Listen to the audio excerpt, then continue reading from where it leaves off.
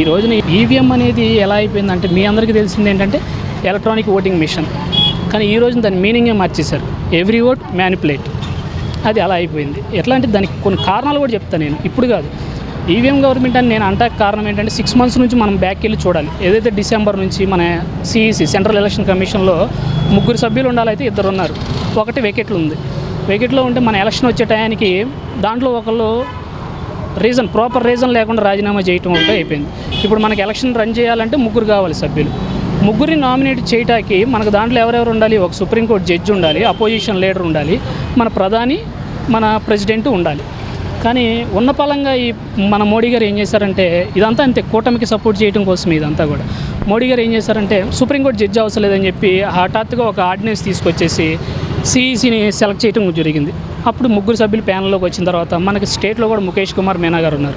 ఆయనది కూడా ఒక పంతాన మనం చూస్తే ఒక పార్టీకి బయాస్గా ఉన్నట్టే కనపడుతుంది. ఎలా అంటే ఎలక్షన్కు ముందు ఒక మాట, ఎలక్షన్ తర్వాత ఒక మాట. ఎలక్షన్ జరిగేసిన తర్వాత ఎలాంటి ఆర్డినెన్స్ ఇచ్చారంటే ఏదైతే బ్యాలెట్ ఓట్లకి గెజిటెడ్ ఆఫీసర్ సంతకం అవసరం లేదు అని చెప్పి ఒక ఆర్డినెన్స్ ఇచ్చారు. ఇప్పుడు దేశమంతా ఒకలాగా జరుగుతున్నప్పుడు ఆంధ్రప్రదేశ్లోనే ఎందుకు ఇట్లాంటి ఆర్డినెన్స్ ఇవ్వటం? దాని మీద కోర్టు కేసులు వెళ్తే కోర్టులు కూడా దీని మీద స్టే ఇవ్వకోకుండా అదే కంటిన్యూ చేయటం, ఇలాంటివన్నీ చూస్తూ ఉంటే ఇంకా చాలా ఉన్నాయి. మీరు ఇట్లా మనకి ఈవీఎం మేనేజ్ చేయటానికి అనేది ఇప్పుడు మనకి ఈవీఎంలో ఏదైతే తయారు చేసిన కంపెనీ ఉందో మేము 60 లక్షలు తయారు చేసి ఇచ్చామని చెప్పి చెప్తా ఉంది. కానీ మన కౌంటింగ్లో వీళ్ళు చెప్తుంది, ఈసీ చెప్తుంది మాకు 40 లక్షలే అందిని, మిగతా 20 లక్షలు ఏమైనాయో మాకు తెలియదు అంటుంది. మరి 20 లక్షలు ఏమైనా ఈవీఎంలు అవన్నీ తెలిస్తేనే కదా. వీటిని ఇంతవరకు స్పందన లేదు. ఈసీ నుంచి ఎవడూ కూడా స్పందించలేదు. మీరు చూస్తే హిందూపురంలో బాలకృష్ణ గారి కాన్స్టిట్యున్సీలో 37వ వార్డులో వైసీపీ కౌన్సిలర్ 2 సార్లు కూడా అతనే గెలిచాడు. ఆ వార్డులో వైసీపీకి వచ్చింది 1 ఓటు. ఇది ఎలా సాధ్యం? వార్డు కౌన్సిలర్ ఫ్యామిలీ అన్నా వేస్తారు కదా ఓట్లు. ఇలాంటివన్నీ చూడాలి. ఇంకా మీరు చూస్తే మన పక్క రాష్ట్రం, తెలుగు రాష్ట్రం, రేవంత్ రెడ్డి గారు కూడా ఈవీఎంలో 10% మారిస్తే చాలు రిజల్ట్ మొత్తం మారిపోతుందని ఈవీఎం హ్యాక్ చేయొచ్చు అని కూడా చెప్పారు. అలానే మన ప్రపంచ ఐటీ టెక్ దిగ్గజుడు ఎలాన్ మస్క్ కూడా ట్వీట్ చేశారు. ఎలక్ట్రానిక్ డివైస్ ఏదైనా హ్యాక్ అవుతుంది, ఇండియాలో ఈవీఎంలు కూడా హ్యాక్ అవుతాయి అంటే దానికి నాకు పేరు తెలియదు కానీ సెంట్రల్లోనే ఐటీకి సంబంధించిన ఎలక్ట్రానిక్కి సంబంధించిన ఒక ఆయన దానికి రిప్లైగా ఇవి ప్రపంచ దేశాల్లో జరగచ్చేమో కానీ ఇండియాలో జరగట్లేదు అని చెప్పారు. దానికి ఎలాన్ మస్క్ గారు ఏదైనా ఎలక్ట్రానిక్ డివైస్ అవుతుంది కదా అని అనేటప్పుడు ఈయన ఎలక్ట్రానిక్ డివైస్ హ్యాక్ అవుతుందని నేను ఒప్పుకుంటాను, మీరు ఏదైతే వ్యతిరేకిస్తున్నారో దాన్ని నేను స్వాగతిస్తున్నా అన్నాడు. అక్కడితో కట్ చేశాడు. ఇప్పుడు మనకు అంత కాన్ఫిడెంట్ ఉన్నప్పుడు మీరు వచ్చి హ్యాక్ చేయొచ్చు అని ఇన్విటేషన్ ఇవ్వచ్చు కదా. అలాంటిది ఏం జరగలేదు. ఒక 2 రోజుల తర్వాత ఇంత వ్యతిరేకత వస్తున్నప్పుడు కూడా మన స్టేట్ బీజేపీ చీఫ్ పురంధేశ్వరి గారు వచ్చి అదే ట్వీట్కి రిప్లై ఇవ్వడం జరిగింది. ఏమనంటే ఎలాన్ మస్క్ని మీరు స్వాగతించి ఈవీఎంని ఇచ్చి హ్యాక్ చేయమనిగా కోరుతున్నానని చెప్పి ఈసీని అడిగింది. ఇవన్నీ చూస్తూ ఉంటే ఈవీఎం హ్యాక్ అయ్యిందని అవ్వలేదని మనం ఎలా అనుకోగలం? ఖచ్చితంగా అట్లా గెలిచిందని మనం అనుకోవాలి. ఇప్పుడు జనాలందరిలో ఇంకో క్వశ్చన్ ఏంటంటే మరి ఈవీఎం హ్యాక్ అయితే బీజేపీకి 400 సీట్లు రావాలి కదా, మరి ఆయన ఎందుకు కూటమితో డిపెండ్ అవ్వటం అని చెప్పి అంటూ ఉన్నారు. నిజంగా బీజేపీకి 400 సీట్లు ఆయన వేసేసుకొని ఉంటే ఈ రోజున ఆ క్వశ్చన్ అడిగే వాళ్ళు కూడా నిజంగా ఈవీఎం హ్యాక్ అయిందేమో అని అనుకుంటారు. ప్రపంచం అంతా అదే అనుకునేది.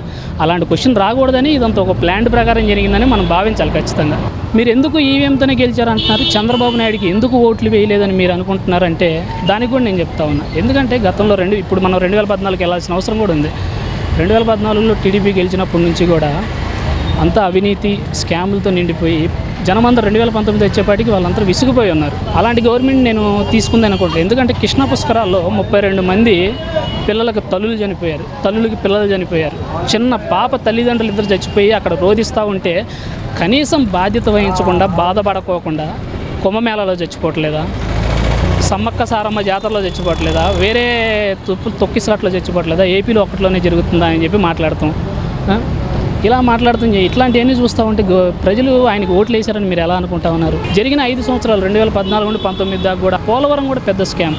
అసలు పోలవరం ఎవరు కట్టాలి? సెంట్రల్ ప్రాజెక్ట్, అది సెంట్రల్ గవర్నమెంట్ ప్రాజెక్టు. అలాంటిది స్టేట్ గవర్నమెంట్ టేకప్ చేసి నేను కట్టుకుంటానని చెప్పి తీసుకోండి. అదే ఆ పని ఆ రోజు చేయకపోయింటే ఈరోజు పోలవరం పూర్తి అయిపోయేది.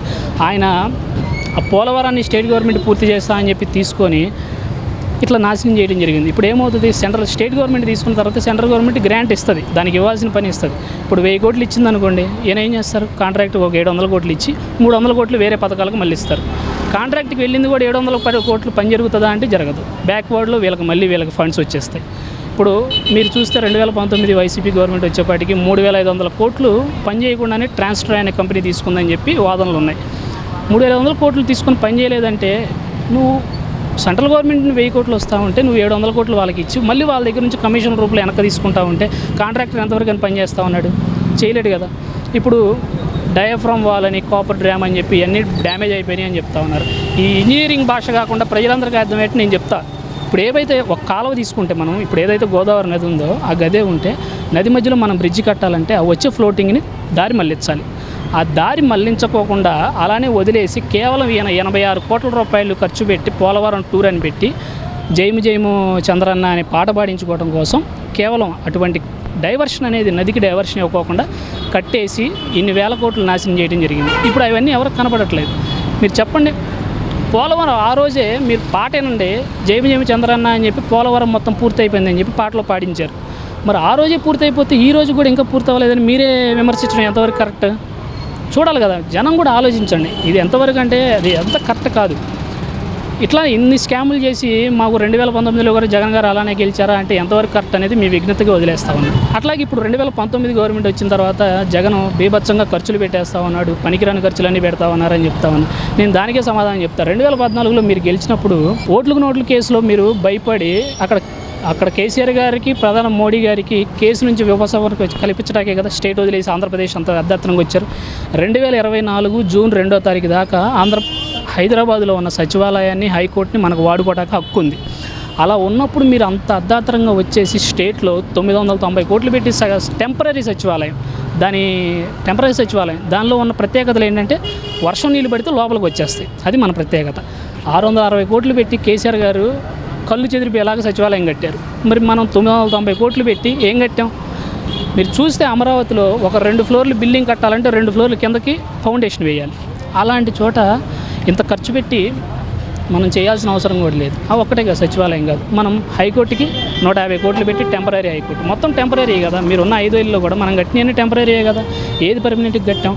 ఇప్పుడు మనం ఏంటి, జగన్మోహన్ రెడ్డి గారు ఏంటి ఇలా అమరావతి కాదు ఒక చోట ఇన్ని లక్షల కోట్లు పెట్టేసి అభివృద్ధి చేయడం కాదు, స్టేట్ మొత్తం డెవలప్ అవ్వాలని చెప్పి 3 రాజధానులని ఓ పథకం తీసుకున్నారు, ఒక ప్రోగ్రామ్ అనేది పట్టుకున్నారు. 3 రాజధానులు డెవలప్ చేయాలి, స్టేట్ మొత్తం డెవలప్ అవ్వాలని చెప్పి రేపు గెలిస్తే నేను వైజాగ్ నుండి నేను పరిపాలన కొనసాగించాలని చెప్పి ఆయన ఒక ప్యాలెస్ కట్టాడు. ఇప్పుడు ఏముంది, రేపొద్దున అది క్యాపిటల్ అయితే ప్రధాని రావచ్చు, ప్రెసిడెంట్ రావచ్చు, ఎవరైనా రావచ్చు. వాళ్ళు ఉంటాకి అనేది కరెక్ట్గా ఫెసిలిటీ ఉండాలి కదా, అందుకోసమని కట్టింది. దాని మీద ఇంత రాద్ధాంతం చేస్తూ అది అయిపోయింది ఇది అయిపోయింది అంత ఖర్చు పెట్టేశారు ఇంత ఖర్చు పెట్టేశారని చెప్పడం ఎంతవరకు కరెక్ట్గానో జనాలందరూ కూడా ఒకసారి ఆలోచించాలి. ఇప్పుడు మీరు అమరావతి ఒక్కటే చేయటం వల్ల వైజాగ్ జనం అందరూ కూడా ఇప్పుడు అదే ఆలోచిస్తూ ఉన్నారు. ఇప్పుడు మీరున్నారు, ఇప్పుడు మైక్ పట్టుకున్న ఆయన వైజాగ్ అనుకోండి, కెమెరామ్యాన్ కర్నూలు అనుకుంటే, నేను అమరావతి అనుకుంటే, చంద్రబాబు నాయుడు గారు ఎలక్షన్ ముందు ఏం చెప్పారు, నేను అమరావతినే రాజధాని చేస్తా అంటే నాకు నచ్చుతుంది, నేను వేస్తా అమరావతి ఉండి కాబట్టి. వైజాగ్ వద్దంటున్నప్పుడు ఆయన ఎట్లా వేస్తారు, కర్నూలు వద్దన్నప్పుడు ఆయన ఎట్లా వేస్తారు? కానీ ఆ 2 చోట్ల కూడా వైసీపీకి టికెట్లు రాకుండా వీళ్ళే గెలవటం అంటే ఇది స్కామ్ అయినా చూడాలి కదా. మీరు అర్థం చేసుకోవాలి కొంచెం జనం కూడా. ఇలాంటివన్నీ జరిగినప్పుడే అది ప్రజాస్వామ్యం ఏమైపోతుందా అని చెప్పి ఇంకేం లేదు. ఇక ఎట్లా ఉంటుందంటే ఫ్యూచర్లో నీ దగ్గర డబ్బు ఉంటే చాలు, ప్రజాస్వామ్యం ప్రజలు ఆదరణ ఏం అవసరం లేదు. నువ్వు హ్యాక్ చేయగలిగితే నువ్వే 175 నియోజకవర్గాల్లో సభ్యులను పెట్టేయచ్చు కూడా. ఇలానే ఉంది పరిస్థితి. ఏంటంటే ఇండియాలోనే ప్రధాని మోడీయే చెప్పాడు మనకి పోలవరాన్ని ఏటీఎం లాగా వాడుకుంటున్నాడు చంద్రబాబు నాయుడు అని చెప్పి. మరి ఈ రోజున మీరు మొన్న చూశారు కదా, పార్లమెంట్లో టీఎంసీ తృణమూల్ కాంగ్రెస్ ఎంపీ మన కళ్యాణ్ బెనర్జీ గారు చెప్పారు, ఇంతకుముందు నువ్వే విమర్శించావు పోలవరాన్ని ఏటీఎంలో వాడుకున్నావని అదని ఇదని, మరి ఈ రోజున మీతో చెంత చేరేపాటికి ఆయన అంతా మంచోడు అయిపోయాడా అని చెప్పి మీరు అడుగుతూ ఉన్నారు.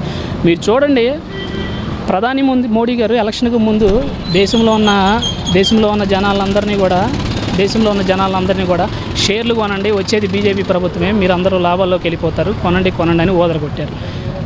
దేశంలో ప్రధాని మోడీ వచ్చారు, కానీ ఎందుకని ఎవరికి రేట్లు పెరగలేదు. 30 లక్షల కోట్లు సంపద ఆవిరైపోయింది. కానీ మీరు చూస్తే భువనేశ్వర్ గారి హెరిటేజ్కి మాత్రం 521 కోట్లు షేర్లు రేట్లు పెరిగిపోయినాయి. ఎలా సాధ్యమైంది ఇది?